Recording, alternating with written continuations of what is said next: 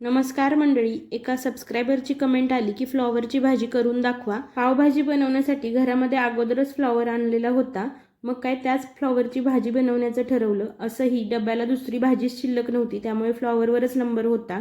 मग फ्लॉवरचे छोटे छोटे तुकडे करून घेतले। इथे देठाचा पोर्शन मी घेतलेला नाही। कट करून घेतलेला फ्लॉवर कोमट पाण्यामध्ये घालायचा, त्यामध्येच थोडंसं मीठ सुद्धा घालायचं, त्यामुळे किडे आळ्या बसतील तर त्या मरल्या जातील किंवा बाजूला होतील। 10 मिनिट असंच ठेवायचं। फोडणीसाठी तेलामध्ये जिरे मोहरी घातलं, एक बारीक चिरलेला कांदा घातला। कांदा चांगला परतून घेतल्यानंतर आलं आणि लसूणची पेस्ट घालायची, मिनिटभर व्यवस्थित परतून घ्यायची। एक बारीक चिरलेला टोमॅटो, भरपूर अशी कोथिंबीर आणि चवीनुसार मीठ घालायचं। घरामध्ये थोडासा मटार होता, तो सुद्धा मी यामध्ये घालून घेतला। टोमॅटो चांगला गळेपर्यंत परतून घेतला। त्यानंतर हळद, हिंग, 2 छोटे चमचे पावभाजी मसाला आणि घरचा कोणताही साठवणीचा मसाला घाला किंवा लाल तिखट घाला। चांगलं मसाले परतून घ्या आणि त्यामध्ये स्वच्छ धुवून घेतलेला फ्लॉवर घाला, चांगला परतून घ्या।